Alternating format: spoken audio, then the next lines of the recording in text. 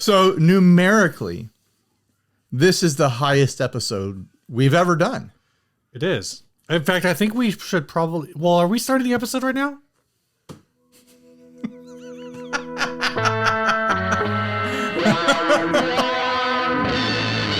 That's a good intro.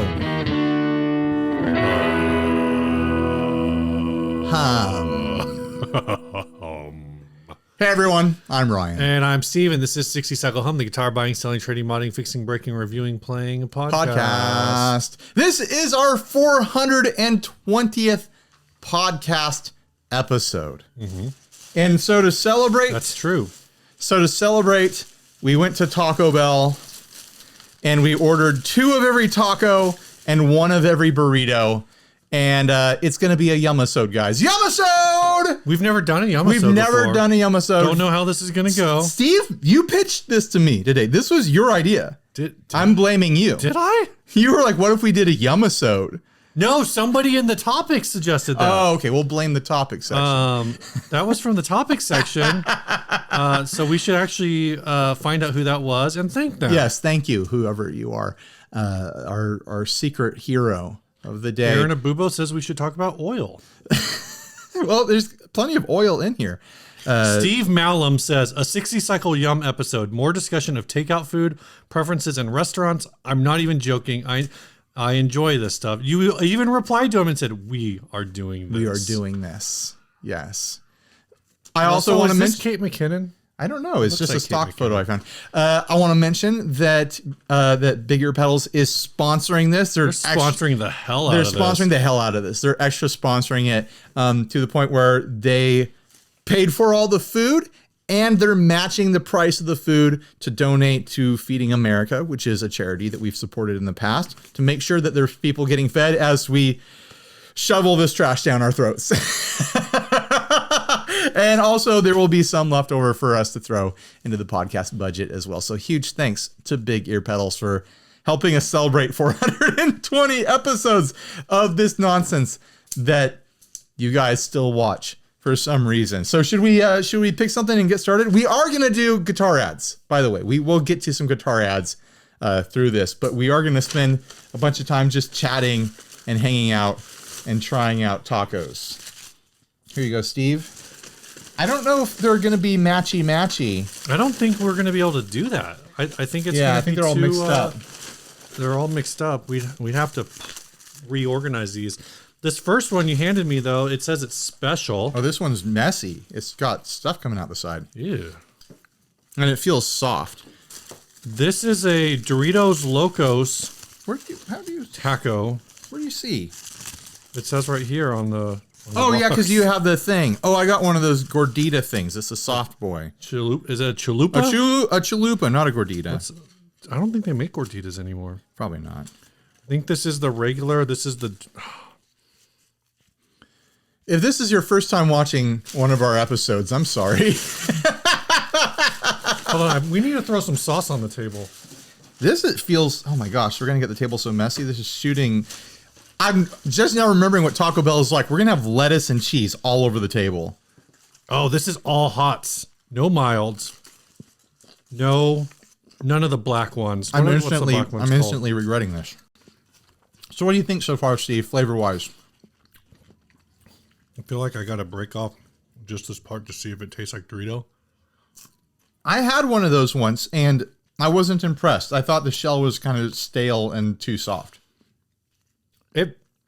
It tastes like Dorito in the way that LaCroix tastes like whatever fruit it's supposed to be. Right.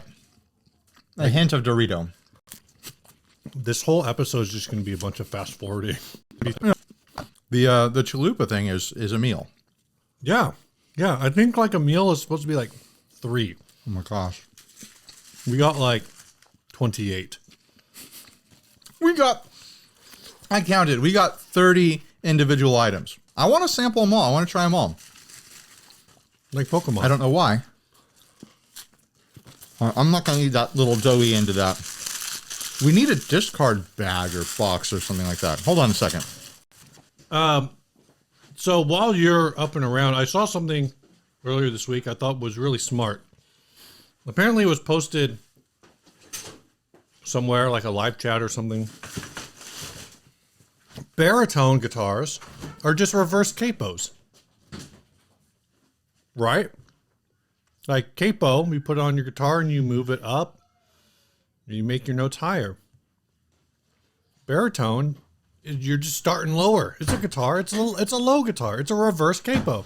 Blake found this from the Tone Mob. No, It wasn't from him. Was this from you? No, I'm saying No. I disagree with it strongly. Why? Because it's like saying that a ukulele is a guitar with a capo on it. Yeah, you can capo a guitar to be to be in the same range as a ukulele, but the strings are totally different. Ukulele is a totally different thing. Is it? Is a ukulele? It's not even tuned the same. It is. Is it? It is. It's tuned the same as the sharpest four strings. The fact that I don't know this is why I suck at ukulele. It's just that the string closer to your face is tuned an octave higher. Okay. But it is. You can play guitar chords on it. All right. You can play this song with chords. This feels like a hard taco. Oh, also, where do you guys stand on the doors versus wheels debate? Oh, I got one of those chalupas. I wish they were labeled so I could know what this is. This is a chalupa. It's got meat in it. There's a couple vegetarian items in here, too. Yeah. I have no idea. This looks just like a classic Taco Bell taco. It might be. That's a nice crunch, Ryan. It's got a good crunch on it. It's a high-quality crunch. This is exactly what I imagine a Taco Bell taco is. I'm not disappointed. Like, it is... There is something very charming about this. You know? Like, there's a very strong comfort food element to this. Taco Bell is the McDonald's. What McDonald's is to hamburgers, Taco Bell is sort of to Mexican food. Like, it's not good. It's not a good representation of the style. What this is a handheld beef salad. There's so little meat in this and so much lettuce and a little bit of cheese. That's essentially all it is a handheld beef salad. There's a little bit of beef in there, a lot of salad, and a little bit of cheese, but it's crunchy. Are you calling lettuce salad? Yeah, lettuce is salad. Look, I just put dressing on it. Do you think it's possible that we could eat most of this food? I mean, we're probably going to record for like 2 hours. We'll see. It depends on how hungry you are. I'm pretty hungry right now. I went to Farmer and the Seahorse today, so I'm not as hungry as I could be. I noticed you could be hungrier. Maybe we should keep grabbing random little discussion prompts out of the group. Tony DeGraw asks, headstocks or not? Headstocks or not, Steve? This is like a hot or not question, but it's like... Generally, I am headstock. I'm on team headstock, but I'm not against having no headstock.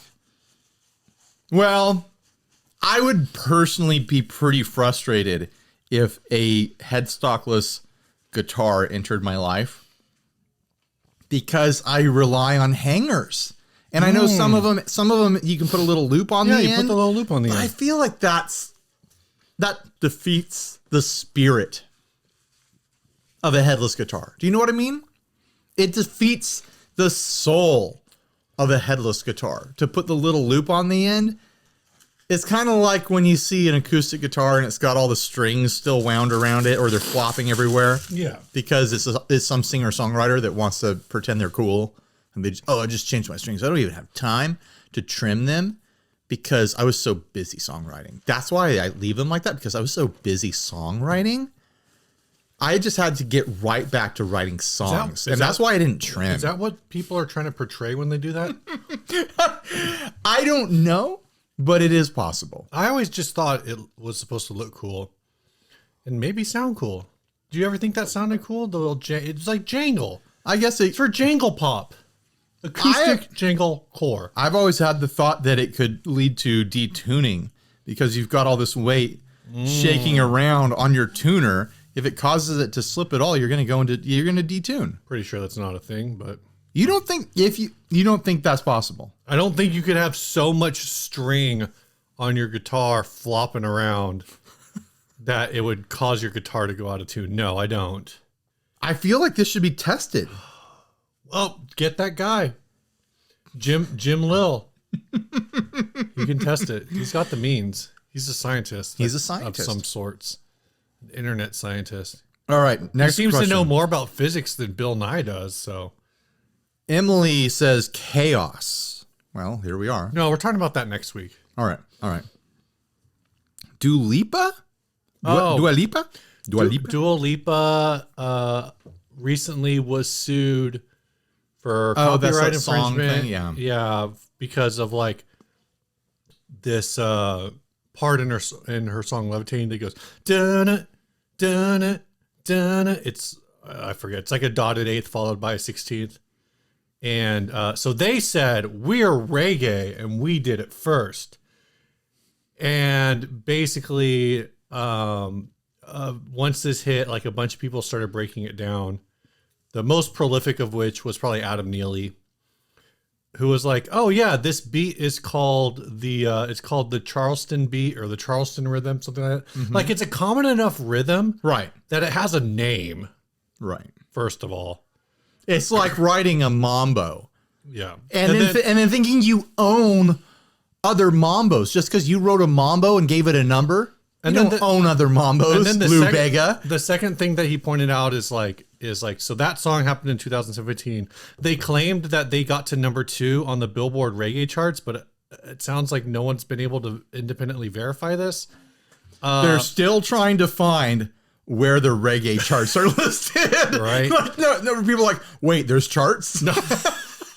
And then the other part of it that Adam Neely points out is Outkast used that same rhythm on a song. Of course they did. On the song, I think the song Rosa Parks, which was a pretty big early hit for them.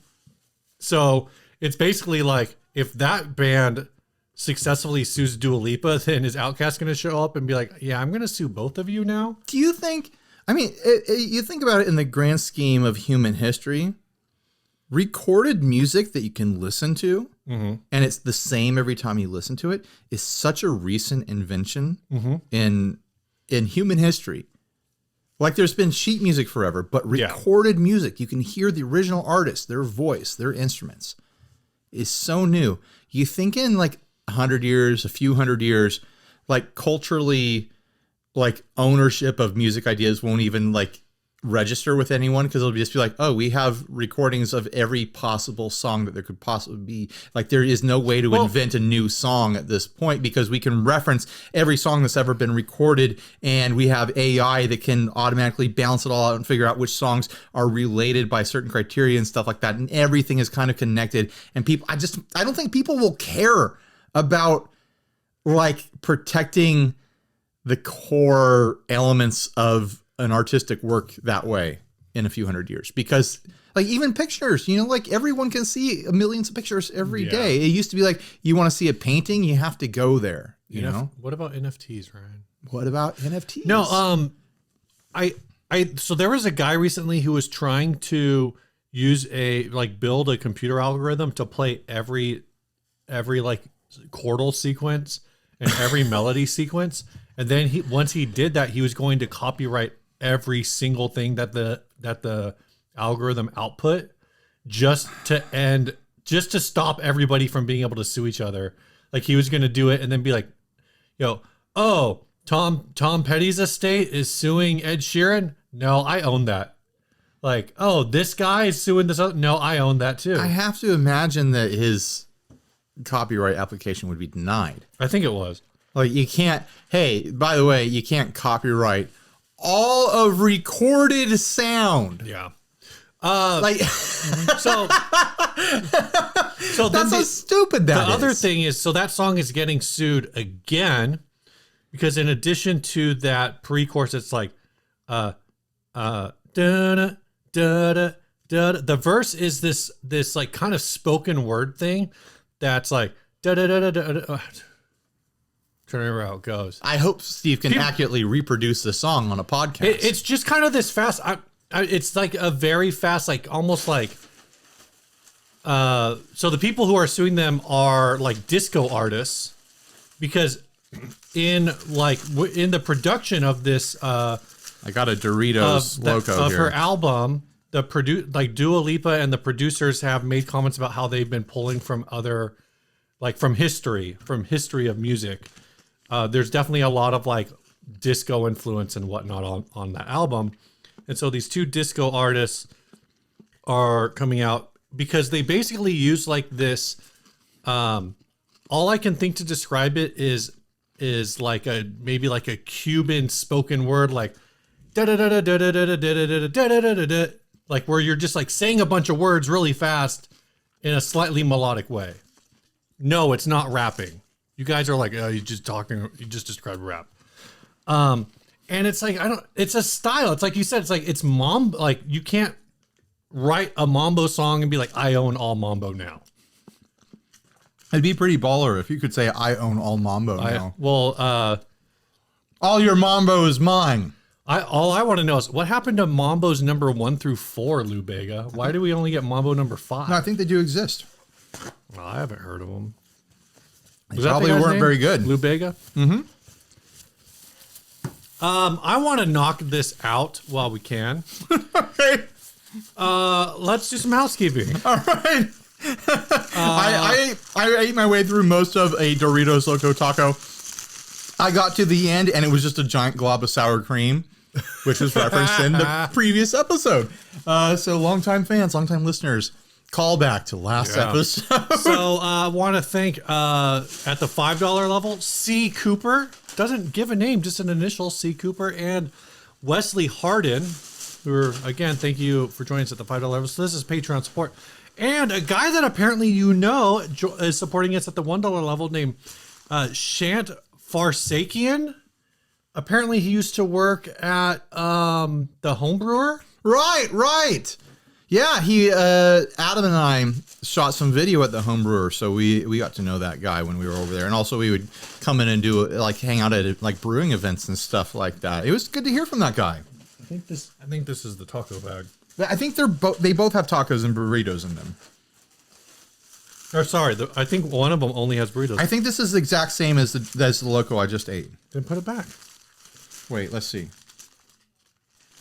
It's one is. Oh, it's not the Supreme because it doesn't have tomatoes and sour cream. Anyway, if you want to support this madness, head on over to patreon.com/60cyclehomecast, where for as little as $1 a month. Oh, we're gonna lose so many subscribers over this. Good. We don't want them. If you don't want us at our 420 Taco Bell episode, then you don't want us at whatever would be considered a good episode, which is probably nothing better than this. You started to make this joke and then I cut you off. Okay. This episode is the highest episode we've ever made. For the record, I did take my bedtime medicine early, and it kicked in right before Steve got here today.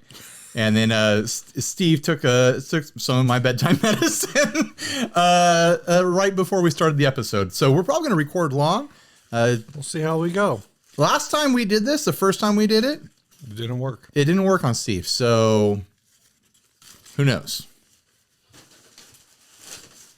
Another Dorito Loco. How do I keep grabbing Dorito Locos? I think there's a lot of them. There must be a whole bunch of them. All right, I'm gonna grab. Did we finish that topic that we were talking about?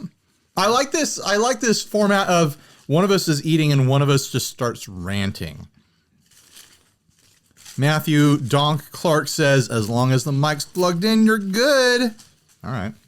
Emily Harris says, Women's History Month. Do you have anything to say about Women's History Month? I'd like to thank all the women who made history in this month. Excellent! Hold on, that's a sponsor spot. Now, our friend Socrates.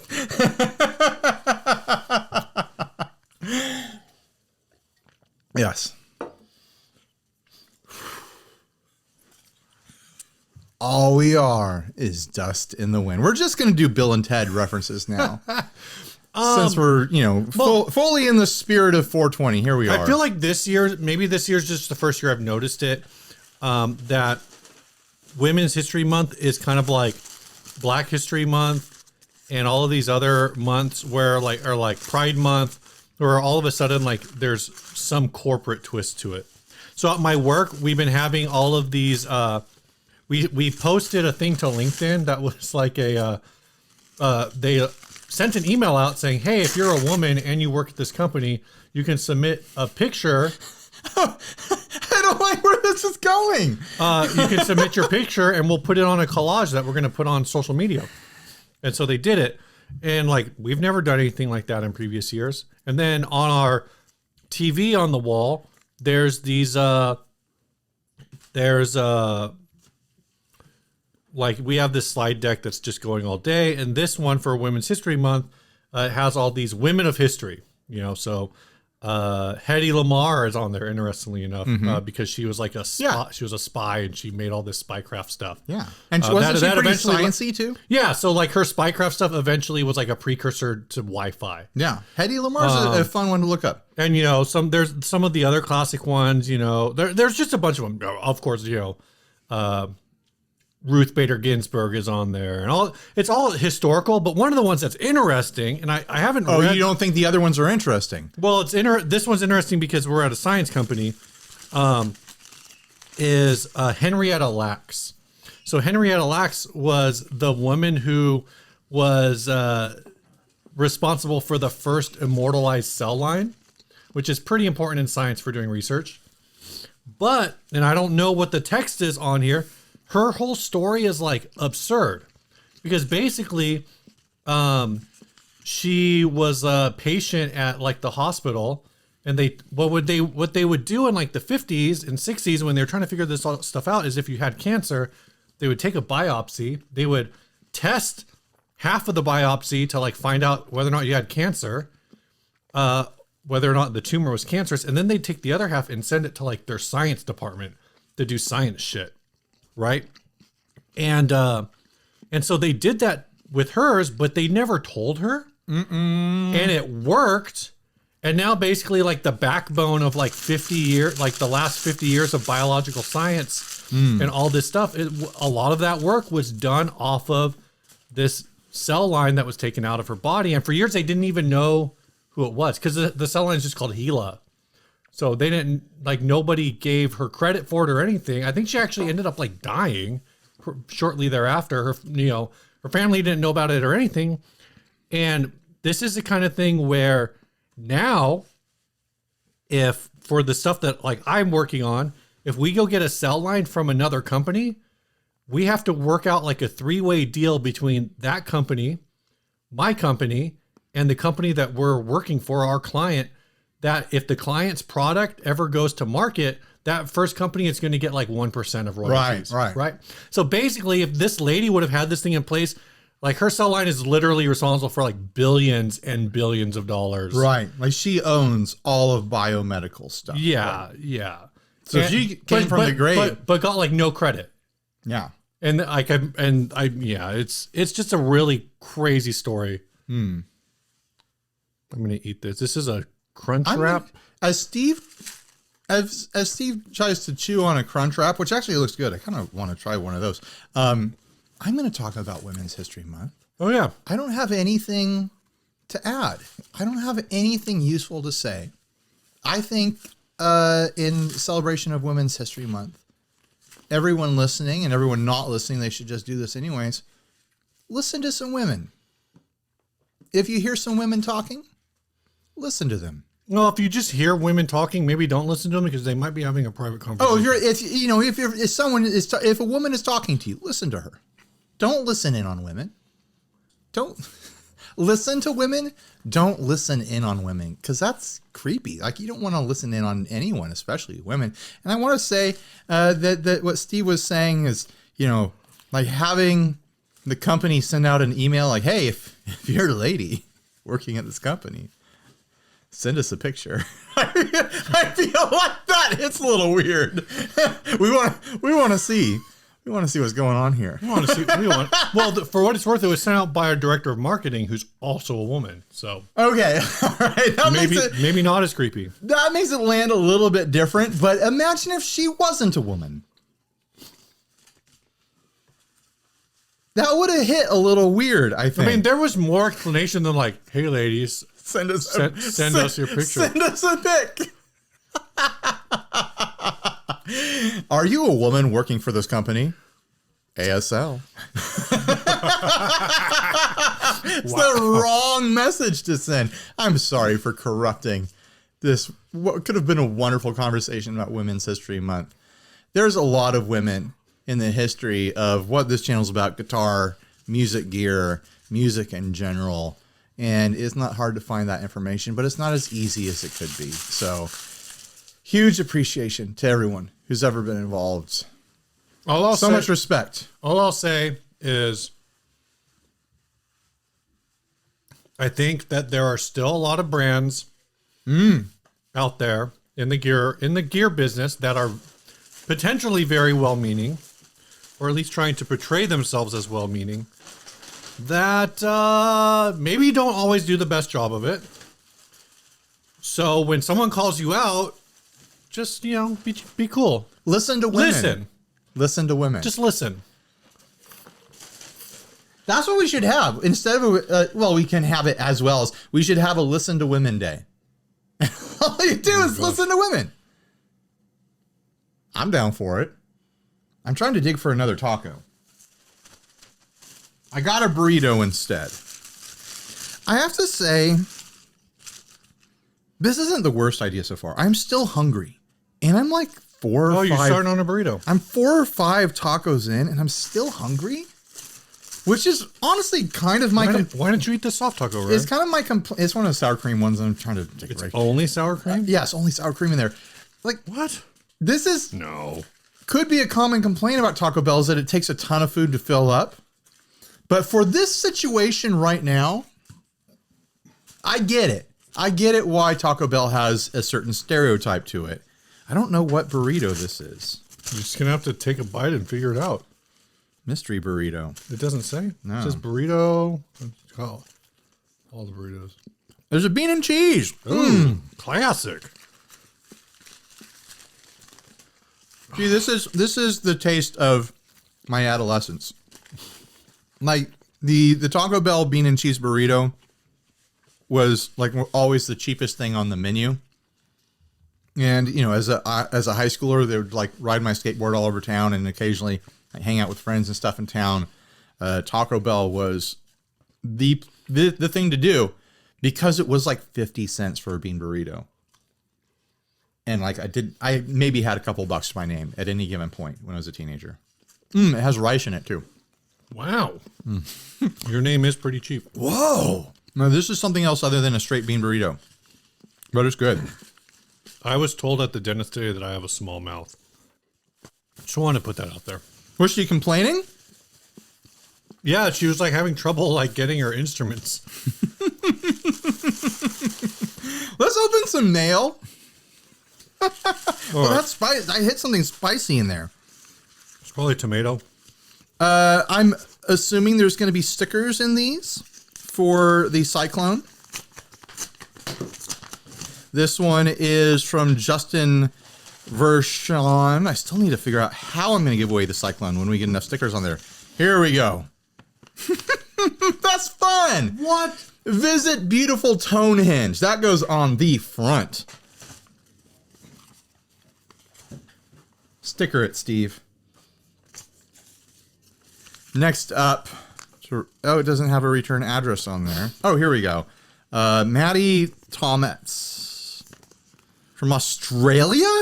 No, that's Maddie Two Hats. Maddie Two Hats. He sends us all those ridiculous songs That's right. that we love. I was trying to read it as a name, when really it's a title.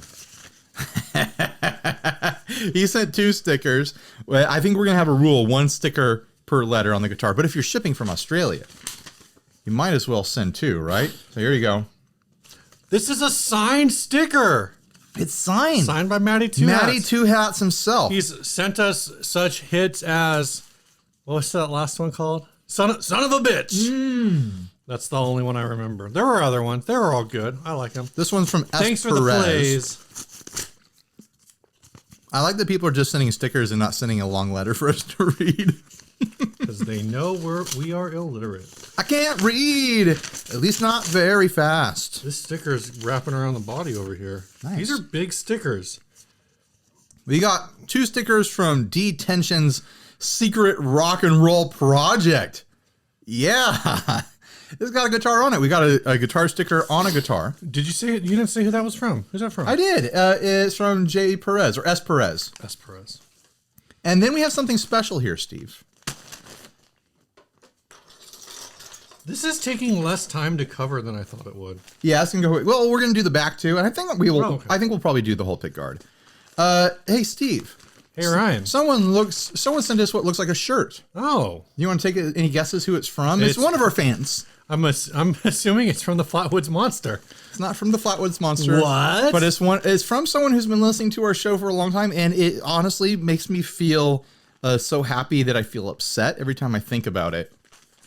Oh, no way! As soon as you started saying it, I thought that's where you were going because you wrote that on somewhere recently. I did. About that. I commented about it. We got 2 shirts from They Might Be Giants. John is his name, right? John Yes. F. I can never remember his. Yes. I'm sorry, John Fogelsang, I think. Here we go. That's rad. We got 2 different. Well, let's see. Are these? Okay, I'm gonna give you the XL, and I'm gonna take the 2XL. Okay. I'm gonna open it up right now. I'll let you open yours up. I'm going to leave mine in the bag since I'll need to figure out how to get that home. Nice. Yeah. They Might Be Giants, baby. Thanks, John. We appreciate it. Whew. Oh, dang. It's happening right now. Did you just friggin' truffle shuffle? Yeah, a little bit. Oh, my gosh. That's embarrassing. That's going to get turned into a GIF. Oh, it's a nice, lightweight, soft shirt. I like that. Oh, man. It honestly, like, it does like freak me out a little bit to know that someone who made music that had a lot to do with what grew me as a music lover and what I appreciate about music. Like, one of the first bands I listened to that was so much different than anything else that I'd been exposed to. Like, one of those, like, pivotal, like, you know, teen in the 90s kind of moments where it's like, okay, music for, like, older smart people can be this. Like, maybe not smart is the right word, but like older people. It's not like, it's fun, it's creative, it's kind of out there music that's not for kids. Like, there's crazy kids music out there and there's novelty music, but this was like the first time I heard music that's like has that energy but isn't a joke. Do you understand what I'm saying? Yeah. Like, I'm just trying to say thank you for doing what you do, doing what you did, and listening to the show, doing what you done. Which apparently is something that he does. All right, I'm gonna take another bite of this, and I'll probably move on to something else. All right, we should do another sponsor spot. All right,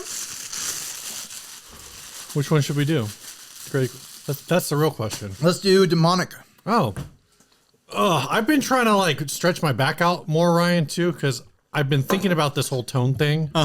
And I know, like, they say tone is in the fingers. It's not. But I'm thinking, like, what if it's a total body thing? Like, no, I got to put my back into it. You know what, Steve? We've had this discussion before. Tone has nothing to do with your body specifically. Like, your body has nothing to do with tone. What? Stop pushing back on this, Steve. Tone I do not is in the circuit. This isn't Steve. It's in the circuit from pedals from Demon Effects. I'll go grab one right now. You mean demonic machines? Doesn't Ryan? You're ruining this sponsor spot.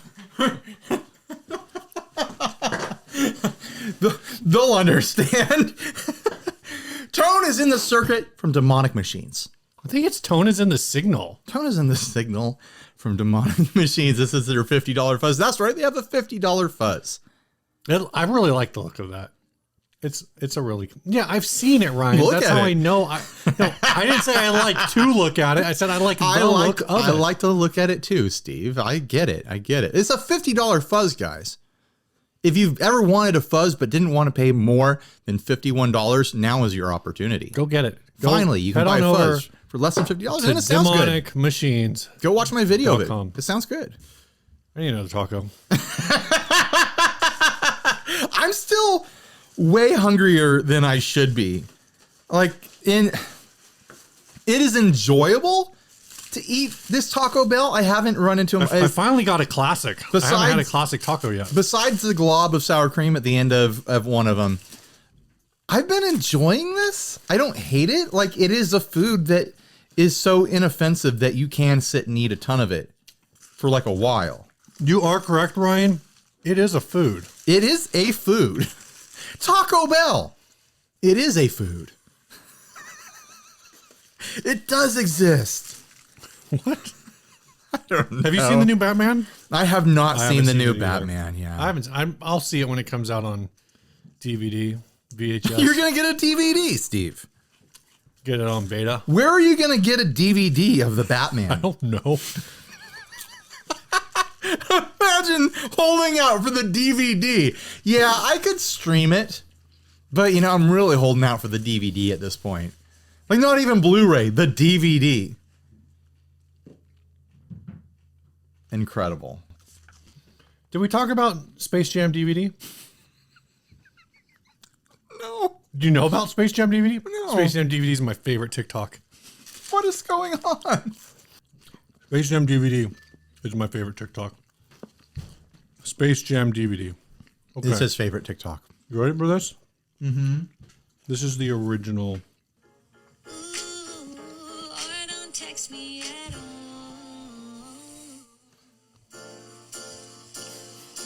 Space Jam DVD, Space Jam DVD, Space Jam DVD, Space Jam DVD, Space Jam DVD, Space Jam DVD, Space Jam DVD, Space Jam DVD, Space Jam DVD, Space Jam DVD, Space Jam DVD, Space Jam DVD. Oh, you get the idea, right? It's got a rhythm to it. So here's the thing.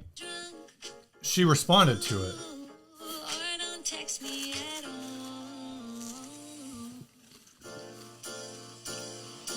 Space Jam DVD, Space Jam DVD, Space Jam DVD, Space Jam. This is what I'm like. Literally, this is. Space Jam DVD, Space I will walk around the house just see Space Jam DVD, Space Jam DVD, Space Jam DVD, Space Jam DVD, and my kids are like, "What is wrong with you?"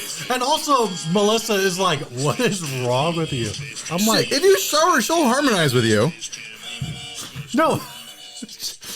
Your wife will harmonize with you if you do that. You show her that. She's seen it. I've sent it to her. Melissa, harmonize with Steve when he sings the Space Jam DVD song. It is obnoxious to me how well that works. Yeah. Right? Did it just hit, Steve? Yeah. Did you just feel Space Jam DVD? I sensed the shift in Steve's attitude and mood. Space Jam DVD? Dude, because I just showed you one of my favorite things. You don't get excited when you get excited when you get to show people your favorite things? Yeah. Raindrops on roses and whiskers on kittens? I guess I do get excited when I get to show people my favorite things. That is a good point, Steve. Is this a good video? No. This is a good video. I'm still making it. We're still making it. I'm starting to get angry that I'm still hungry. You just need some Baja Blast. I'm really worried about when we get more into the burritos. I had one burrito, but I imagine a burrito as being a heavier food than the tacos. Like, the crunchy tacos are pretty much just salad. Oh, this is a Supreme Dorito. Yeah, that's for you.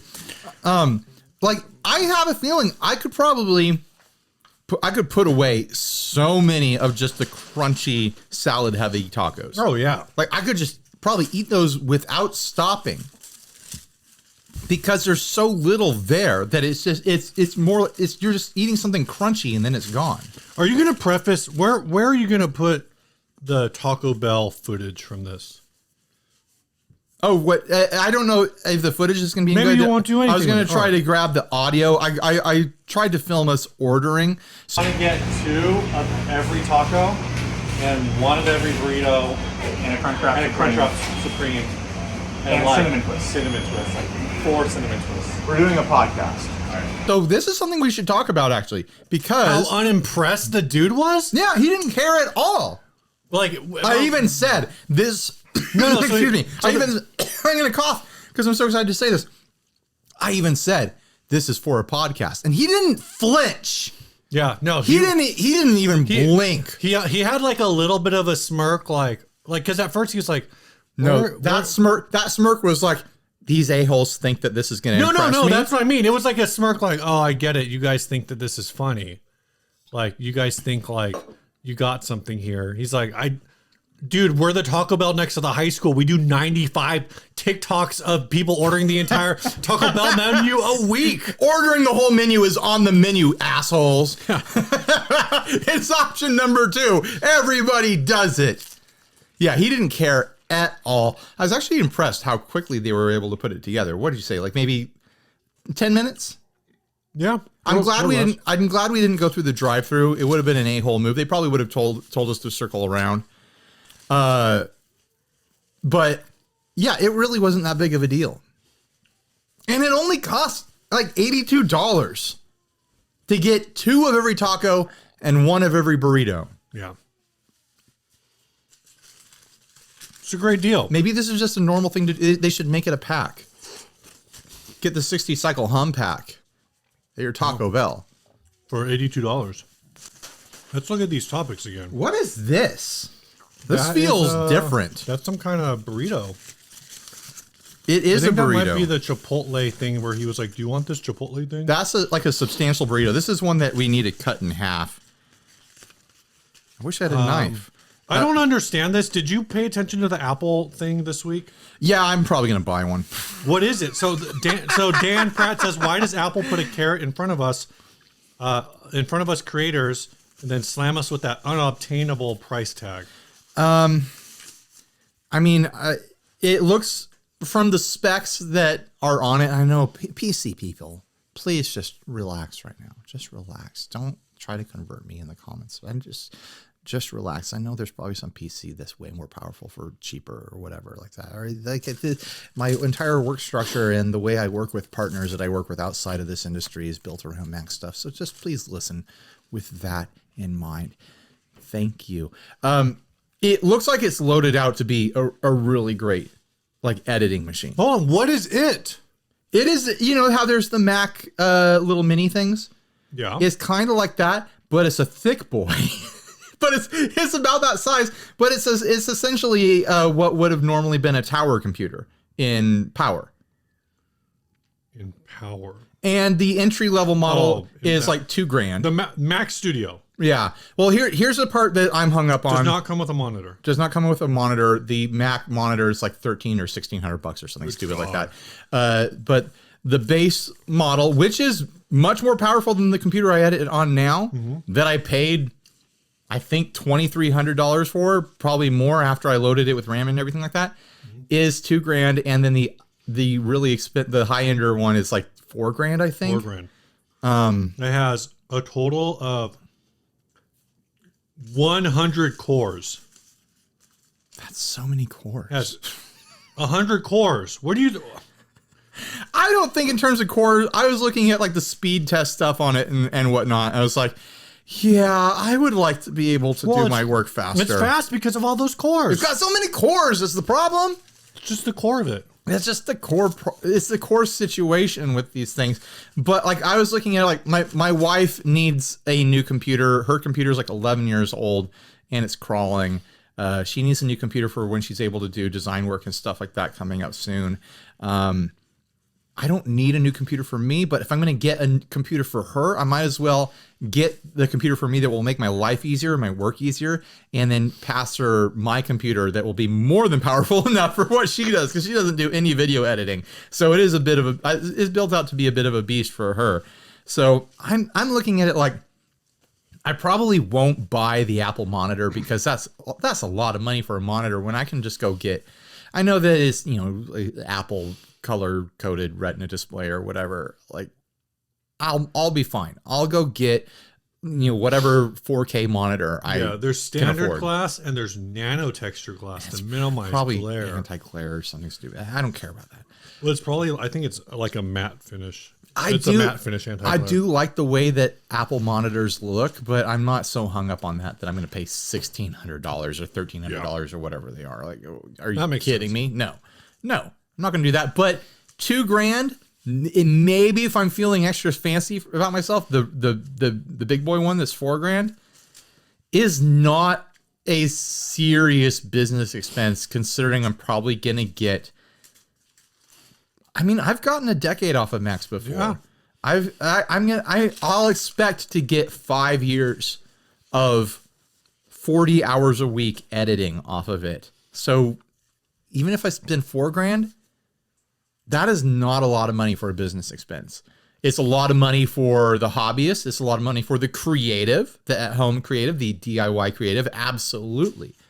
But if someone is using it as a professional tool, like, and you could say the same thing about all sorts of stuff. We've had the same discussion about guitars.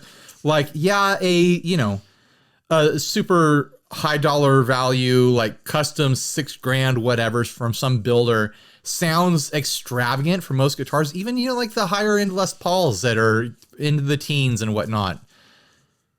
If you make your living, and you make a good living playing guitar, and that's your tool, and that it means something to you, like it brings some sort of function or some sort of creativity or some sort of inspiration or whatever, it's not that much money to spend on your work tool, Yeah.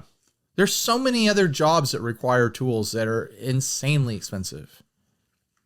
Treat yourself. Dude, You're doing good work. Treat yourself. Get yourself some good work tools. I don't think these burritos are going to work for me. They're just not good. I just had my first bite of this one. The cheese is already hardened, which is part of the problem. It is very ricey. I think you need lettuce. Not in a burrito, but I think that's like why the tacos keep coming back. Right. And really, it's even only the crunchy tacos, because I've never liked Taco Bell soft tacos. No, the soft tacos are kind of sad, right? There's something, even though technically a soft taco is more authentic in a way, because the authentic tacos that we're used to, the Baja style tacos, feature a soft tortilla shell. And even though it's a flour soft shell, a soft taco is more authentic in that way than a hard, crunchy cracker taco. But there's something so satisfying about that cheap cracker taco. Are we going to do an ad? Let's do an ad. Which ad do you want to do?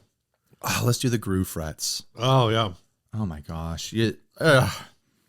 This was sent by Joey Bowen. Yeah, it's a fretless groove guitar called Groove Frets. Groove fretboard. Yeah, I got a flavor out of this that I didn't like. You're right. Oh, you got a flavor out of it. That's interesting. It's food. No, I didn't like. Surprised that happened. I didn't like how that tasted. But this. Why? Why are we doing this? I watched videos of videos from their Instagram saying why, but grooves allow for fret corner bends, pull-offs on all strings. I don't know what that means. What's a fret corner bend? So what he's doing in the videos that I watched on his Instagram, he pulls the string down with a bend and it hooks on, say on this one, with the segmented frets. The string hooks onto the end of there, and when you release it, it does a more pronounced pull-off sound. Oh. So it's like the fret itself is plucking the string when you do a pull-off on it. So the other thing what I'm hearing is if your bends are no picnic, this could make your bend into a picnic.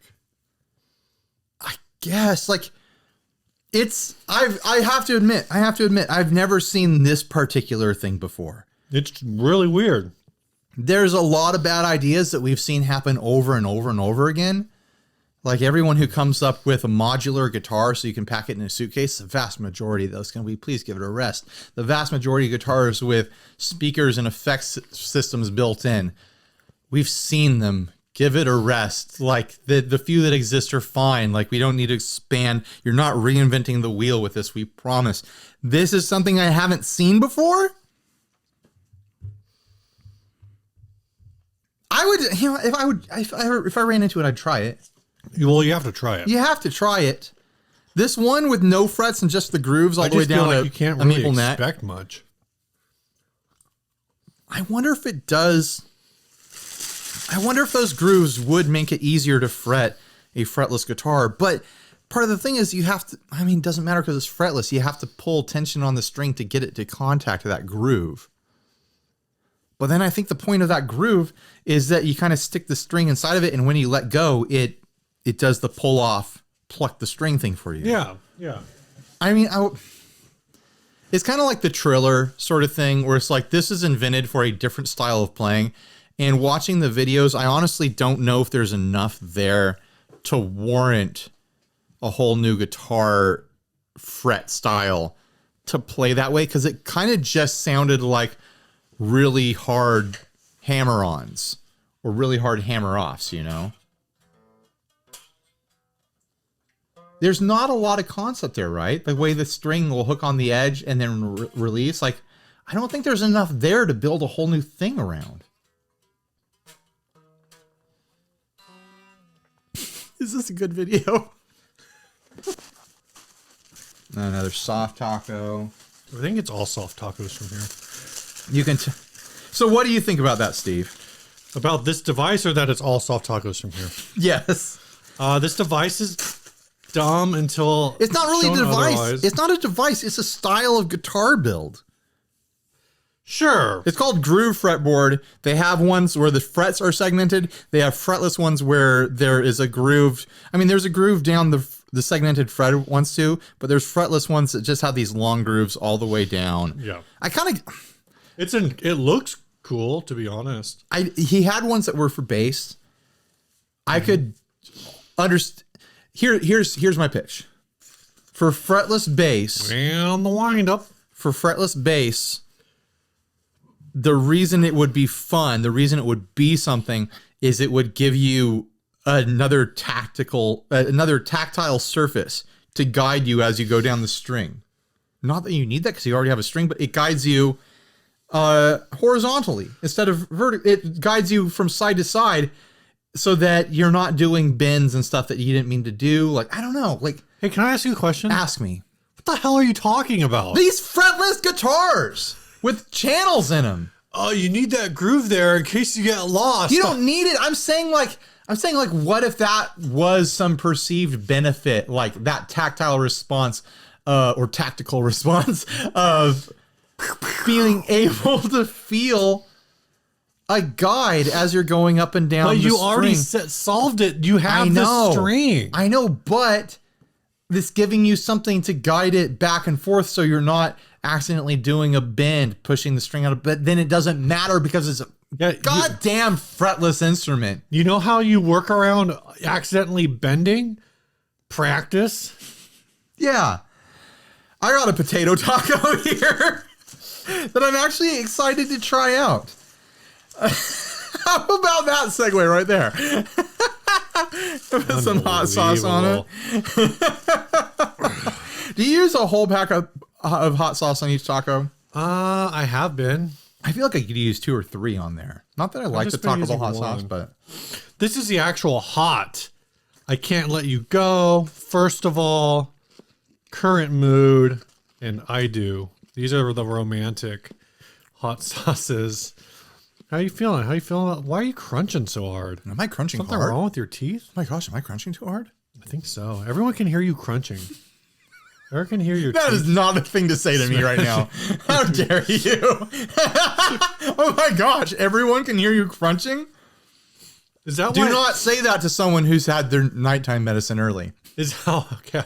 I was gonna say, is that Everyone can hear you crunching, Ryan. We all can hear you crunching. Yesterday I messaged you. I was like, "Hey man, you gotta check out this email. It's pretty wild."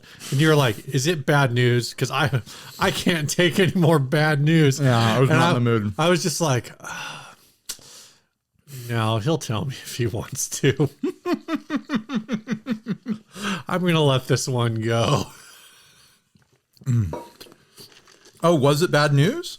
No. Oh, you were talking about the email that we could talk about. Yeah, it was the email from Michael Burke. One, Ian Ferguson, if you have a link to any of your music, Send it to Michael. send it to us so we can send it to Michael Burke because he really likes it. And I never put a link for Ian's music because I don't know if it's on SoundCloud or anything out there. Two, Michael, we're probably not in positions with our families or lives Michael- to do 6 to 8 hours of podcasting a week. No, Michael wants us to podcast every day of the week for 2 hours a day, which is, for business days, 10 hours of content a week. That's what I'm saying. There's not enough to talk about. It's already a stretch to run a weekly podcast about guitar stuff. Well, hold It on, is hold a on. stretch already, He didn't guys. say it had to be guitar stuff. I don't think.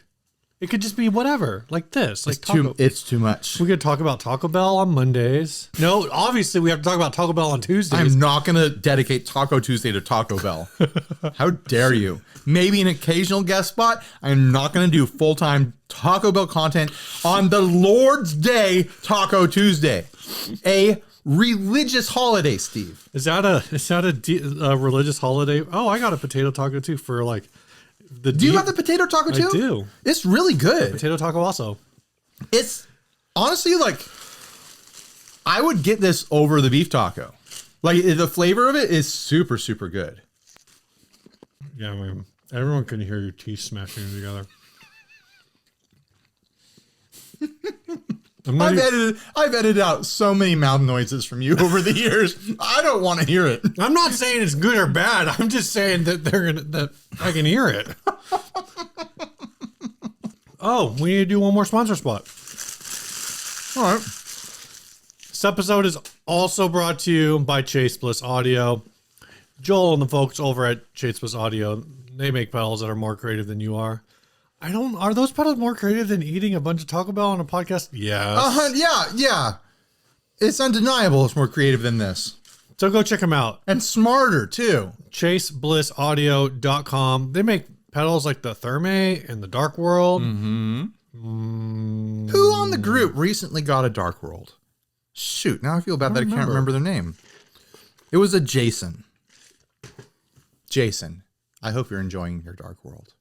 Was it Jason Welch? It might have been. I don't think it was Fuzzmonger. I think it was It Welch. definitely wasn't Fuzzmonger. He's a monger of fuzz. Why would he buy a reverb? From ChaseBlissAudio.com.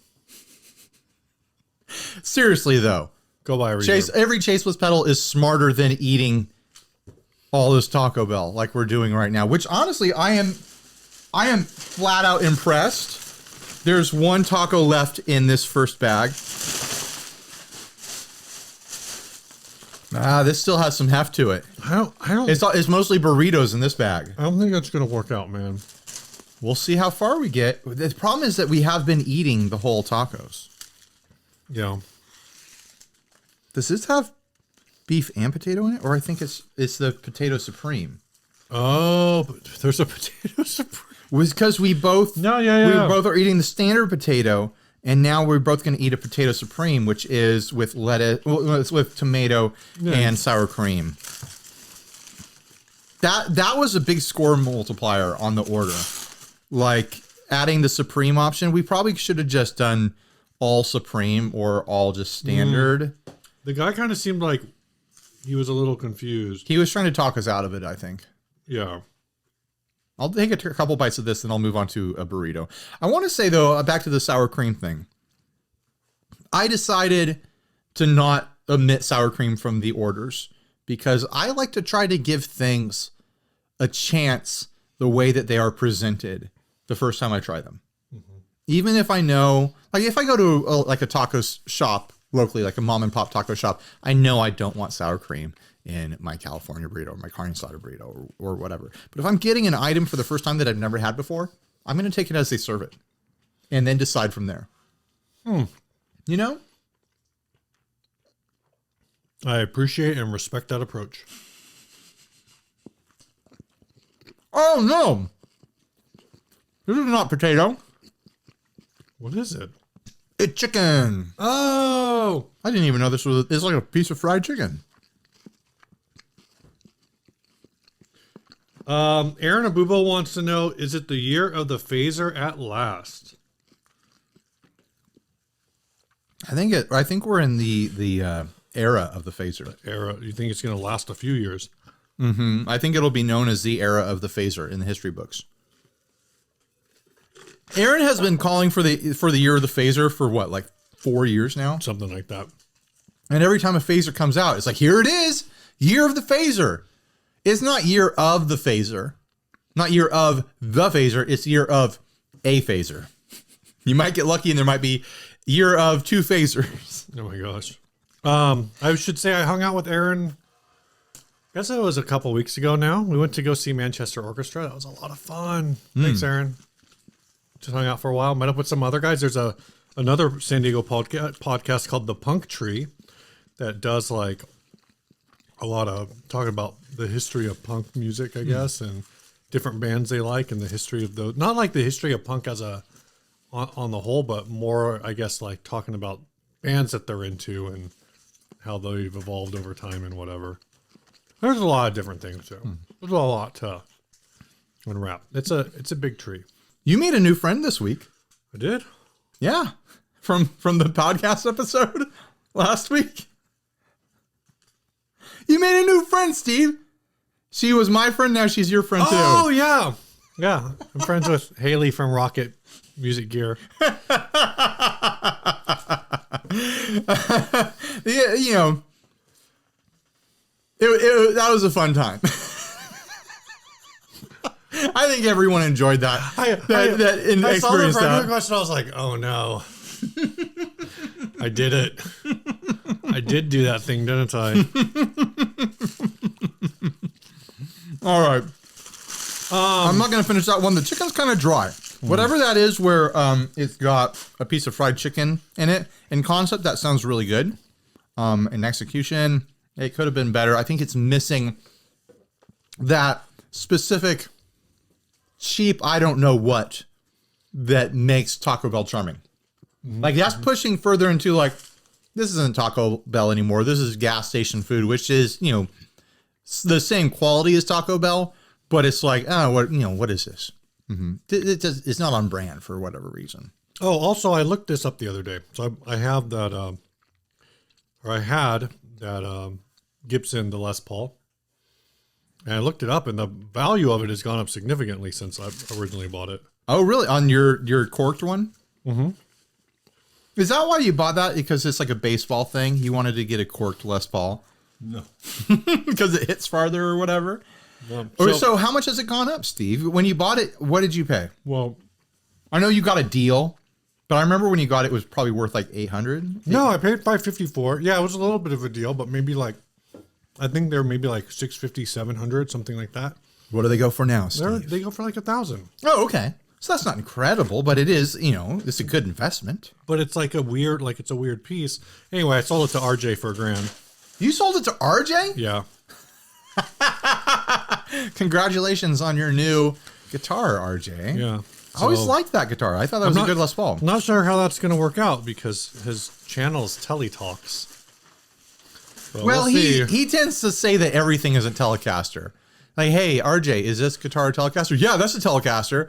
All right. And then he does voices like, "Hi guys, I'm a Telecaster," and then he's like, "That's why it's called TeleTalks. I'm a Telecaster and I'm talking." This is like a flat thing. No, I think that's a burrito. It's just been flattened.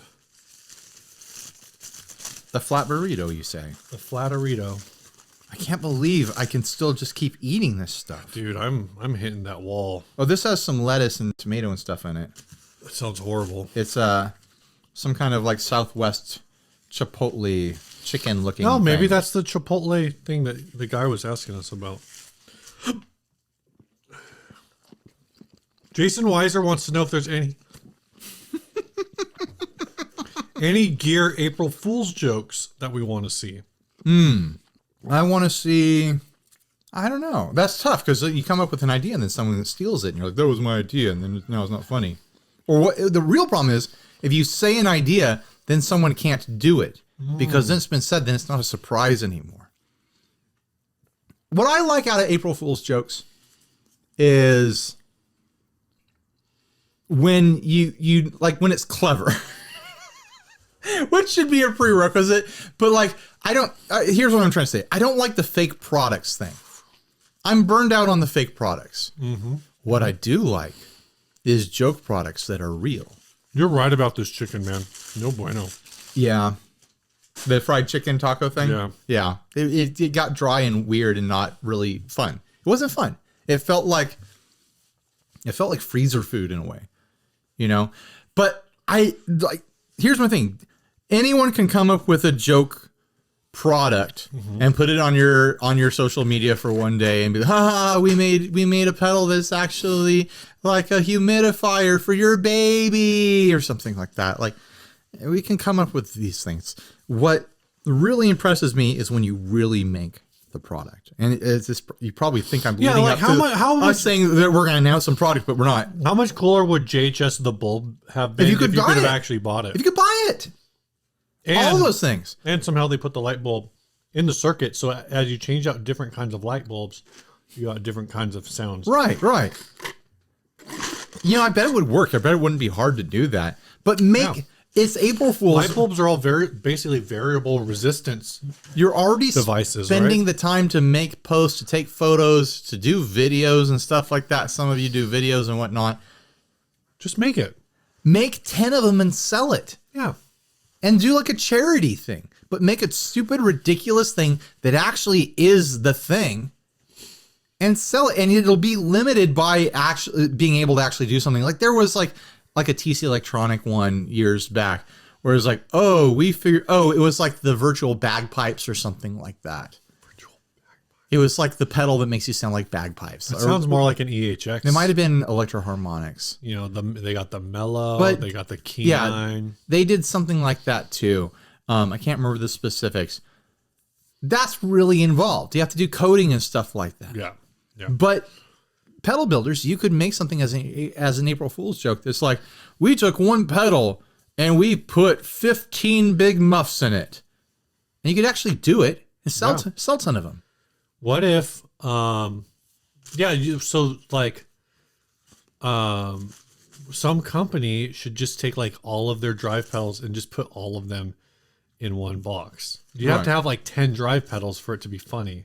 Like make a tuner that only tunes one string, so you have to buy 6 of them to tune your guitar and sell them. And it's just a light and it turns green when you're in tune. Buy a tuner that only tunes to your guitar to A432. Like you can never use it to be in tune with the rest of your band unless everybody is doing A432. Is this supposed to have Doritos in it? Oh, it does appear to have some kind of hot Dorito in it. So few in there that I'm almost done with this half, and I just realized now. It might as well not be in there. I'm terrified of this. It's fine. You're really paying for the tortilla. There's really not a lot of filling in most of these. These burritos are very disappointing. Your kids can have them. Want to do another ad? Yeah. Want to do another ad? Mm-hmm. Let's do this Martper. Did you take a look at this? I did. Grant Wilson sent this to me. Martper Gold Glam Strat. $1,650. Martper Guitars Gold Glam Strat, customized by no name. Super spectacular and full of glamour. Embellished ornaments in aged silver decorate the entire top of this spectacular guitar. The methacrylate knocker allows you to see the visors of this. What the fuck? I didn't read it, so everything you're saying right now is new to me. Is this translated from like something else? Oh, the methacrylate knocker. He's calling the pickguard a knocker. Yeah, I don't get it. Allows you to see the visitors. See the visors of this jewel. This is a Strat body made from linden, Canadian maple neck, blackwood fingerboard, C-shape, blah blah blah, some other stuff. Roswell pickups. So those are pretty cheap pickups, right? Roswells. Bunch of other stuff. Mm-hmm. Everything else on this sounds like it's pretty. Roswells are the Harley Benton pickups. Yeah. I'm not saying they're bad. I'm saying they're cheap. They're not bad. They're They're just good. cheap. I have never played them. I've never had a problem with the Roswells in my Harley Bentons. Well, there you go. So I was staring at this, trying to figure out what's going on. Hey, There's hey, so what's many- going on? There's so many problems with this guitar. Mostly that, like, here's the issue that I have with this guitar. You ready? Yeah, I'm ready. I would probably actually give this for concept. I would probably give this guitar, I don't know, like an 8. I think it conceptually could have been really cool. I think there's I think you could have gone like, this is like a Victoria. This could be done in a way that could be an 8 for sure. This could be done in a way that could be a 10. This could be done in a way that would be like, calendar material, like Fender Master Builders, exactly 2023 or something like that.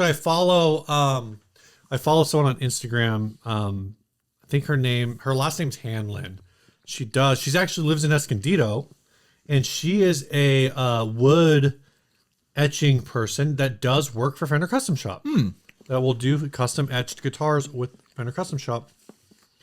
Who would possibly do something that would look like this, where this goes from being conceptually like, say, a 7 or an 8 to like an execution like Perfection. 4 Oh, okay.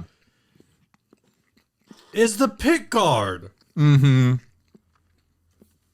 If you're gonna And there's no reason it should be like that because it's a standard Strat pick guard. if you're gonna do that much work and you're gonna try to sell this thing for 16 hundo for fundo, make sure your pick guard covers Yes. all the holes in your body. No, there's no reason for there to be that gap, and it's like that a couple other places.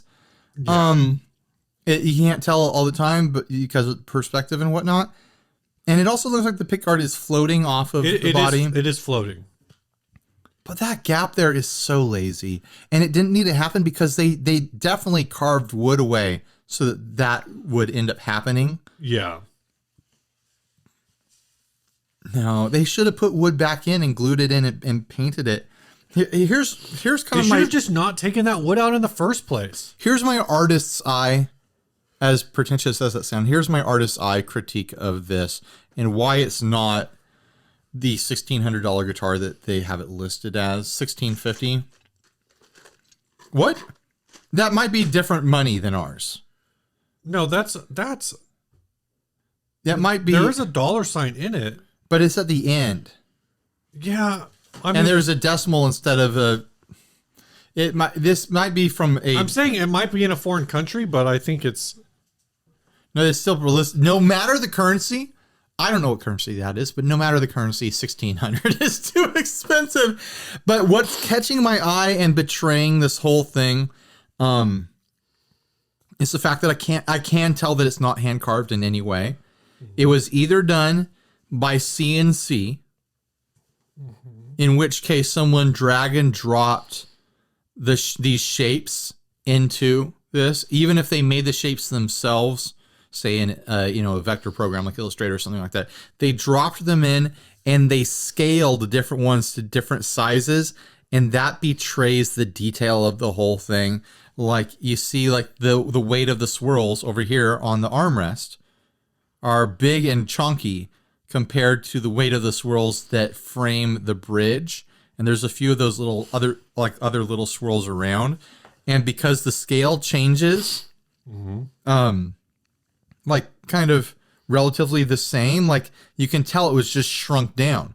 If this was a hand carved piece, everything would be consistent throughout, and it wouldn't look like design elements were dropped in. Like these are the same element that's been dropped, just in different positions over and over and over again. It is honestly, it might not have been carved out by CNC. These could be appliques. These could be like 3D foam appliques that were painted over, and I wouldn't know for a lot of them unless I was touching it, And that I think that element of it kind of defeats everything that it's trying to be as a $1,600 mystery currency guitar, and it being presented as something that's supposed to be high end. Like, it is trying to look high end, but you can tell that it's not. You know. So I just found this. This is as high end as the family down the street that's not doing so well in the 80s, but they have the biggest TV on the block. They have the giant rear projection. And you're like, whoa, as a kid, you're like, whoa, they've got a gigantic TV. But then you pay attention and you're like, yeah, they're not doing so good, are they? Like, so maybe we should put together some food for them and say, hey, we had extra food. We're going to drop off a casserole sort of thing. Oh, I like, made it disappear. Be nice to this family down the street. I just found this on Reverb. This guitar. It's $1,700 on Reverb. Why? So this company is based in Spain. It's a company. Yeah, it's a company. They got a whole bunch of them. They all look like that. I mean, this one. Oh, they're doing themed things. Yeah, they're doing the DeLorean thing with an Explorer. DeLorean on there. There's a bunch of them. And like even this looks like the airbrushing on it and stuff. They were trying to make it look like weathered metal, but it looks like. Is that a genre of metal I'm not familiar with? Yeah, weathered metal. It looks like a prop that you would see bolted to a wall at a theme park, like while you're in line at a roller coaster. Like, it looks like, oh, this, it's a prop. It's made to look like a thing, but it's like, we know kids are going to climb on it. So we made it a little bit kind of like resilient in certain ways that betray the cool thing it's trying to look like. Yeah. Like, it's just a little bit off. Now you're saying this it's cool. It's really like the DeLorean Explorer is really cool, but like for the prices and stuff and this kind of presentation, like, oh, here's a high end thing. It's not, it's trashy in a really fun way. They're really fun, trashy looking guitars. Here's a DeLorean Mustang. Yeah. Now, earlier you referred to this, you said it was kind of like a prop. Yeah. And I just was wondering, would you describe this as a complicated prop or a simple prop? This is a reference to a song. I am trying to place which song it is. And the moment I hear what it is, it's gonna. You're gonna be mad. You're gonna be mad if you don't figure it out. Damn it! It's really, really easy. A complicated plot. No, not plot. Prop. A complicated prop. Yeah, is this a complicated prop or a simple prop? I don't know. Did you tell me what the reference is? Well, because I'm looking for a simple prop to occupy my time. This one that goes out to the one I love. Bam! How you like me now, internet? I got all the dance moves and jokes. This one goes out to the one I love. Here's a Jack Daniels themed Martper guitar for $1,700. Again, the details are too big. It looks like you're gonna have to send me pictures. Well, it's a full size guitar, man. So. No. I mean, like, the theming on it is cartoony, but it looks like it's scaled up from a handheld toy. It looks like a toy scaled up. Yeah. It looks like it would have been a toy that came with a Teenage Mutant Ninja Turtle. Like the details of that fake aged wood look to make it look like a barrel are so pronounced and they're so rough, so exaggerated. It looks like a cartoon toy. I got a real question, which is charming in its own way. I got kind of a real topic for you. Okay, drop it on me. Here we go. We're gonna get serious. I saw a thing the other day where holy crap. Might as well just go for it at this point. I'm tapping out on these burritos, man. I can't do them. You can't do the burritos? I don't like. They're not good. Are you full? I'm also full. Okay. But here, I'm sending you those files you want. Well, it's going to I'll remind you when I edit the video. If there was a crunchy taco in here, I would smash it right now. Yeah, so would I. But next time, let's just order 100 crunchy tacos and see how far. Next time, never doing this again for the rest of my Would life. you Are say, kidding me? Ryan, that next time there won't be no next time? But we've got 2, 4, 6, 8.5 left out of 30, dude. Out of 30 items, yeah. We're crushing it. There's a new, what brand was This it? is some sort of little chicken. Revolta. Are you It familiar looks with like a chicken joint. You're familiar with Revolta, right? I'm not sure. Revolta is like the Fano guitars that are being made by Yeah. by Eastwood, I think. Are they? So somebody I saw was complaining about the fact that Revolta guitars are like $1,200 to $1,400. But none of them come with hard cases.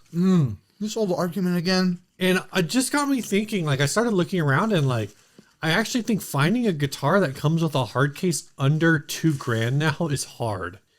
Like that's a legitimate task, I think. I think It's rare. we don't want to maybe admit it because we're still stuck in like the headspace of like, oh, I bought this American Strat in 1997 for $800. But now, all those, I mean, I guess like what's the American Strat? Like 1700s? But I think that's maybe the exception. I don't know what Gibsons come with. Maybe the Gibsons come with I think Gibsons do come with hard cases. at all levels. I think there's a couple Gibsons that don't, because I remember seeing someone complain about this. There's a couple Gibsons that don't, and then there's an Epiphone that does, and that pissed this person off to no end. Like, that Epiphone comes with a hard case and my Gibson didn't. I get it, but also like every hard case that I own is a burden in my life. I mean it. Like, the only time I'm happy to have a hard case is when I move, which I hope I never have to do. I hope I never have to move until I'm too old to go up the stairs in this house and I need to like move into a single story house. In which case it's like, am I going to really move? Or am I just going to be like, well, I'm walking away from this house and I'm going to rent until I'm really done for, like The Gibson, Like, they the can't- Gibson Les Paul tributes come with a case. unless you do for sure take your guitar in and out of the hard case every time you play it, that hard case becomes a burden in your life because it takes up so much space. It's just a box that's empty the rest of the time. This whole wall behind me has cases stacked behind it that I'm storing that are holding air in them. Yeah, the only actually, so I'll say the only instrument I keep in a hard case is I guess I don't keep it in there anymore. RJ now keeps it in a hard case, is the Les Paul. And it's really because I tried to put it in some of the bags I had, and it didn't, because of that neck, the break angle on the headstock, it didn't really work. You want some ice water, man? No, I should go get some water in a second. But I get it, people. Part of why you buy an expensive Gibson, part of why you buy an expensive USA made Fender is because you're buying into a bit of a childhood fantasy. It's probably very unlikely that it's your first guitar. It is probably a guitar that you are buying to treat yourself. Treat yourself. And part of that treating yourself is buying this experience that you always imagined that you would have. And so when you don't get part of that experience you always imagined you have, like say you always bought used guitars, you always bought, bunch of guitars, right. and you're always like, man, I see that guy with the molded Fender case, or the special Gibson case, and I know inside there's that purple velvet in there. And then you get the guitar that you've been dreaming of, and it doesn't have that experience with it. I get it. I do. But still, like, cases are a pain in the ass, and I hate them. I love softbacks. The new softbacks are so great. They have plastic supports in them. They function like a hard case in a lot of ways. I mean, in extreme examples, hard cases are better, but soft cases are so good right now, and they're so much more convenient because you can wear them like a backpack and hold your pedal board in one hand and the amp in the other hand. It's true. I'm ready for hard cases to die, as a concept, but I do get it. I do get that you want that experience when you feel like you've hit the place in your life where you earned it. You know, like it's like if like Corvette was like, oh, we're not going to include the keychain with each sale or whatever, because I think you get like but some people would be really mad about that. They're like, they want that keychain. They want the keychain. They want to swing it around their finger. They could buy the keychain, but they want the one that's supposed to come with it. Yeah. Like you could buy a case. You could buy if you can afford a $2,000, $3,000 guitar, you can afford a case. Like the money's not the issue. You can go get the case. The thing is it's not even but like, it's not even exactly like that, because in that case, you're saying, well, the Corvette's supposed to come with a keychain.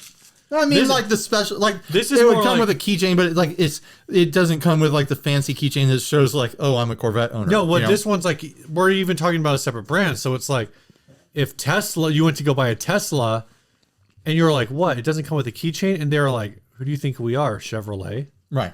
Like, why do you think like we've never given away a key? I don't know if they do keychains.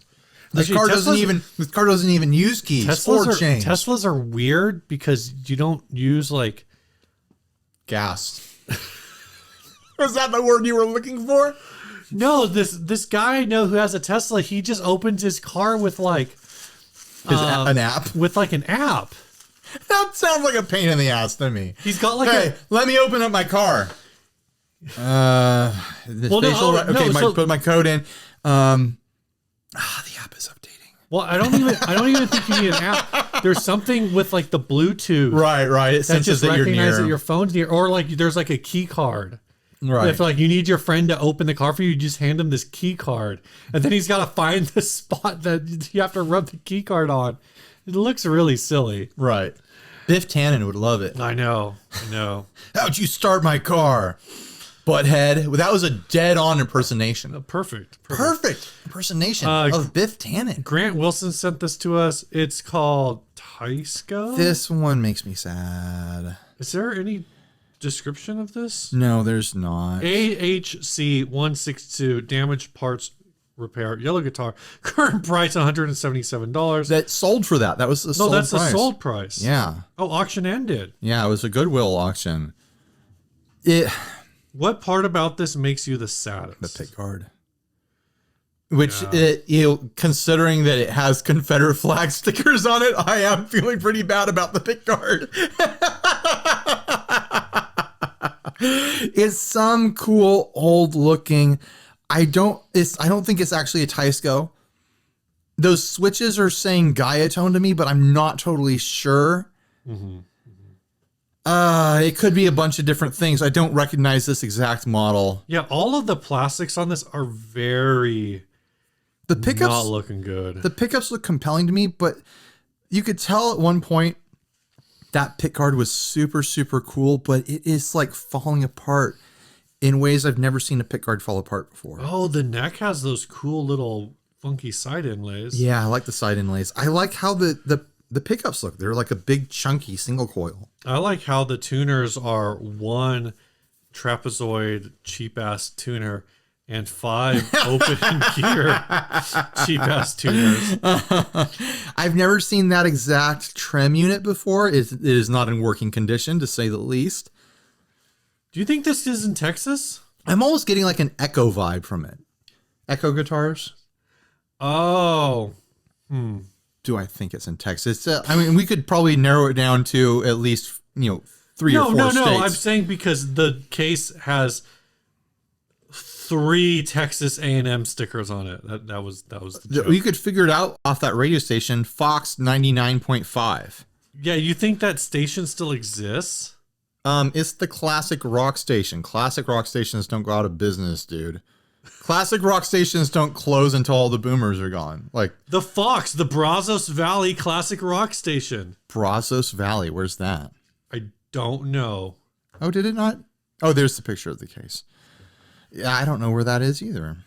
But Brazos Valley comprises of 7 following 7 counties in Central Texas. It is in Texas. Burleson, Robertson, which collectively comprise the Bryan College Station. So this is in college, like the College Station area. that's where Texas A&M is. So this is going to be me stereotyping someone, but we've got a case here that it came in. It's got a bunch of Harley Davidson stickers on it. It's got a sticker for Viper Venom broadheads. I don't know what that is. Crimson Talon broadheads. What are broadheads? They're arrows. They're arrows. Okay, they're arrows. Like arrows. Oh, for hunting. Like, yeah. Oh, okay. What's an arrow? Well, it's a line, and then it's a line because he has a target, like an archery target thing here. So this guy's like motorcycles. He likes guitars. He likes archery, and he likes Pantera, and he's into Texas A&M. Oh, and he likes the Confederacy as well. He likes the Fox 99.5, and he also likes SummerSlam. I was gonna say he likes Sea-Doos, but I think he just likes whatever SummerSlam was, which has a picture of a Sea-Doo on the sticker. So what is Summer? Is that like a wrestling thing? It sounds like a wrestling thing. Maybe, or some sort of summer festival, some sort of summer. SummerSlam is a professional wrestling live event produced annually. All right. Since 1988 by So this is what we need to ask Sean Pierce Johnson more about SummerSlam. So this is what I'm leading to. We have this incredibly cool and funky looking vintage import style guitar that has somehow become paired up with the complete antithesis of the type of person I imagine playing and appreciating that guitar. And you can tell that they didn't appreciate it because it's not taken care of, and it's got stickers on the back of like what looks like a gold finish. Yeah. I'm pretty sure that's the gold metallic finish, and they put stickers on it, and not just stickers. They put the stickers that they put on there. And the stickers are on the back, so they're not there to show other people. They're there so they can look at it. To remind themselves that they love that radio station and they love the Confederacy. Maybe the Confederacy and Sea-Doos isn't the important part. Maybe he just needed to remind himself when he's on stage that he ain't scared. He ain't scared. He ain't scared. Ain't scared. That's what it says on the sticker. This sticker has 2 Confederate flags on it. It has one straight, just here it is, a rectangle of the Confederate flag. And then inside of the words ain't scared in like kind of funky hippie type is the Confederate flag floating inside of that text as well. I'm going to throw this. This should have been 2 stickers is what I'm saying. Yeah. Instead it's 1 sticker. I'm going to say this real quick. Say it so fast. If you're wanting to leave a comment on here that says, that's not a Confederate flag, that's the battle flag of the blah, blah, blah, Tennessee, North Virginia Army or whatever, don't care. Right. Just literally don't care. Just you can leave it. I'm not going to tell you not to, but we don't but care. I don't care. Yeah, have that pen. Yeah. Whatever. We're not going to pin it.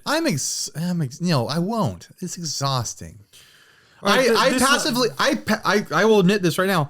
I very passively aggressively refuse to pin comments that seem to be asking for it sometimes. Oh, that's a good idea. It's like, oh, this guy thinks I'm going to pin his comment. No way. He's not getting that satisfaction. This was rooted nasty, but not in the ways that I like it. Right. This not my brand. This last ad was sent by Michael Krause.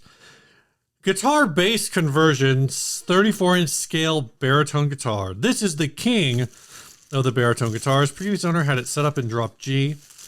I was able to tune it down to double drop C sharp, the same strings, and it kept good tension. I don't play it enough to justify owning it, but it is a beast. Tough to see it go. I don't understand. I have a lot of why. So this is new to you. A bass converted to a baritone. Yeah, I will say that it is. It is new to you. It is new to me for somebody to take a bass neck and take out the bass tuners, fill in the holes that attach 6 in a 3x3 configuration. Guitar tuners. They didn't have to fill the holes, did they? They could have just added 2 tuners on the other side, huh? I don't think they could have. I think the peg posts are too large. That's true, but they could have doweled the holes and then re-drilled the holes and maintained the same spacing. They could have made this a 6-in-line. There's enough space there. Oh, yeah. The strings might not be long enough. But this is not the first time. And it honestly, I don't think it's a bad execution of this concept. It's not the first time I've seen this concept. It actually was really common for a while. It was a hobbyist thing, like a hobby project that I was seeing on the internet a lot. To make baritone guitars out of bass guitars. Where people were buying the Dan Electro Longhorn basses and converting them to baritone. Those are 30-inch scales, so I kind of understand that. I think they're actually shorter than that. Are they? I assumed they were 30. This does make less sense because it is 34-inch scale, and that Gretsch baritone I have is 30-inch scale, and it feels really close to a bass. All right. So a 34-inch baritone is pretty beefy. And the fact that it has 29.75 inches, so slightly shorter. So the fact that the thing that kind of makes the Dan Electro work is that it uses the same pickups as an electric guitar. It uses this also has bass pickups. It has bass pickups, and it also has the spacing of the bridge against the length of the body. Like the bridge isn't a guitar placement. Not that that matters for this, but it's like this is not a baritone. This is a 6-string bass. I don't care if you're tuning it baritone, but that's what you've converted it to, which is a cool project. Ryan, would you say that's a cool thing to do? What are your 3 criteria to differentiate a baritone from a bass? Is this a doors versus wheels situation? No, this is your 2 of the 3 rules to be an, this is like the offset. Offset rules. Yeah. Well, I think. Do you keep bringing up wheels versus doors? Do we need to talk about this? I hope not. Here's all I want to know, guys. Is this a wheel? Oh my God. This is going to be. No one's going to care about this. Ryan. Is this a door? That's a door. That's a wheel and a door. Hate you.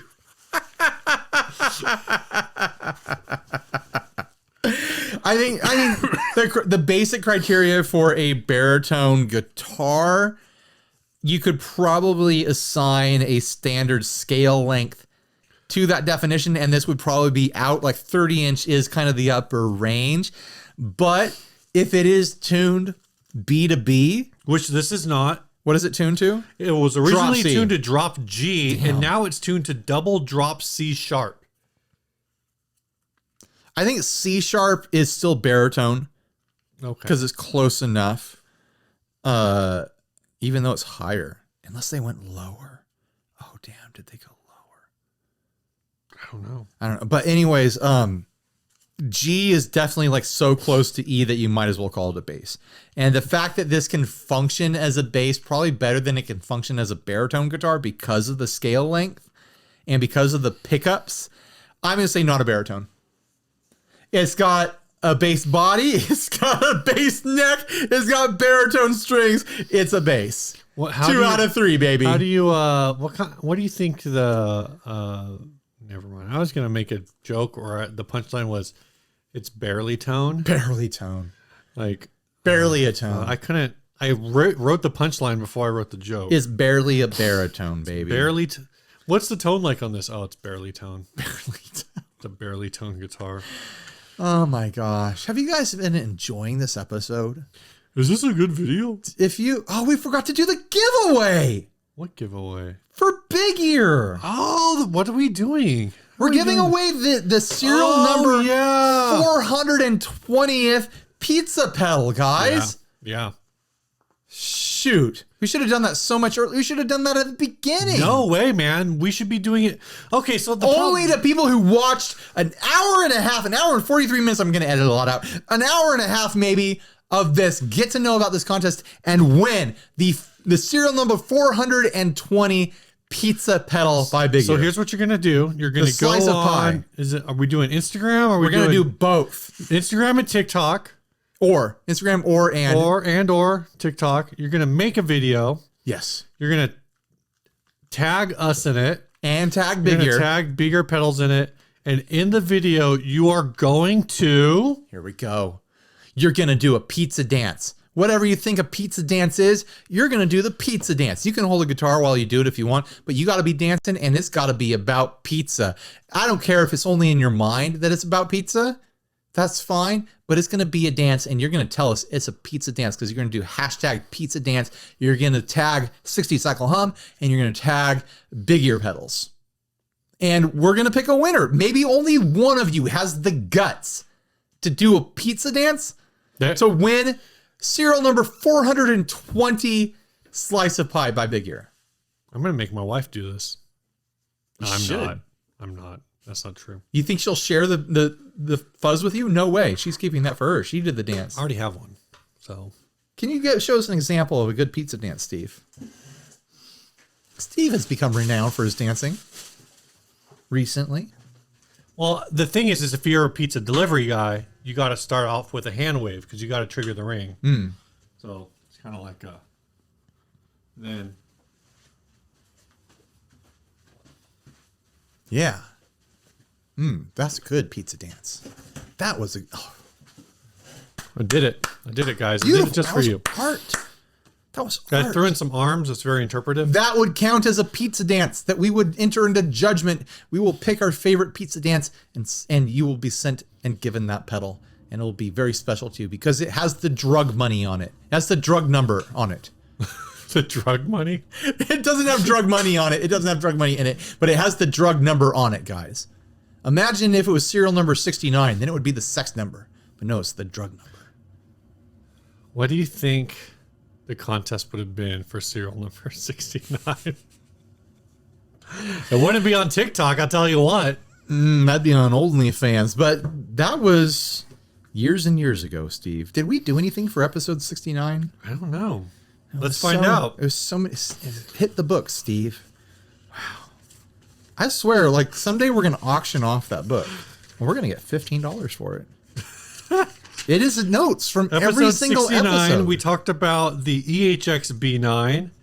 We had ads for DNA guitars, something called Lowballed, and the Epiphone Apparition guitar. So we did have some sex guitars. We had a DNA guitar, and we had low balls. I guess. It was a sexisode.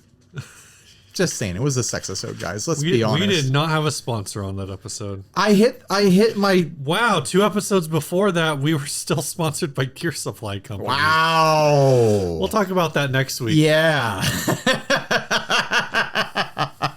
Another time when things were different. We didn't know how things would go. I'm singing a song. Steve did a dance. You're gonna win a pedal if you do the dance. Make up your own dance. It can be any dance. Okay. But you're gonna call it a pizza dance if you wanna win. I wonder how many people are going to do the Pee Wee Herman tequila dance.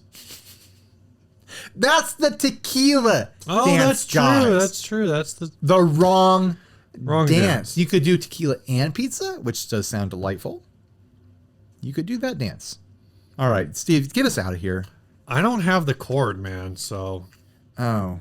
Well, just let me get it for you real quick. This is all your fault. Also, I didn't really plan for this, so. Let's see. This was sent by Mark Rigler. I'm going to have to put headphones on so I can hear it. He says, love the show. Here's a song I recorded in the last century, but the video was made last year. It would be really great if it was featured at the end of your show. Well, here we are.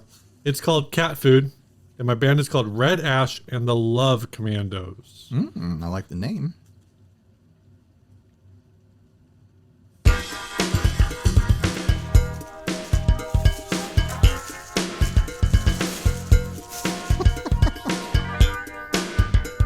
Music video, I like it.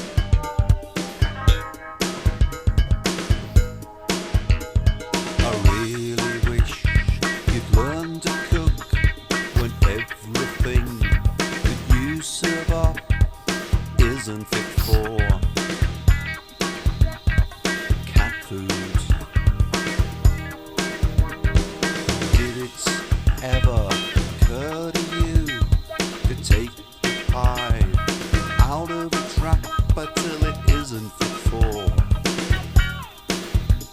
What is this? I don't know. Cat food. Cat food. No, Cat food. this is not a good time for this. Cat food. Runs it down a cookery book when everything still remains the same. Now it isn't before. Cat food. Half a pound or half an ounce. I don't suppose it really matters. Still it isn't before. This is Matty Two Hats' dad, right? Cat food. Not even fit for Cat food. not even fit for Cat food. not even fit for Cat food. This is brilliant. He treated me to scrambled eggs. Something easy, you can't go wrong. So you took 2 eggs and you beat them up. But I never really liked the shells. You microwaved the frying pan till it sparked and then went bang. Now it isn't fit for. No.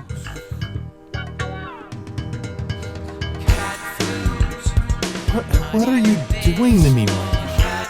This is the song that was sent to us. By law, we have to watch it. It is law. Cat food. Cat food. I'm very confused at what just happened. No, I know exactly what happened. Oh, now we're gonna get a copyright strike.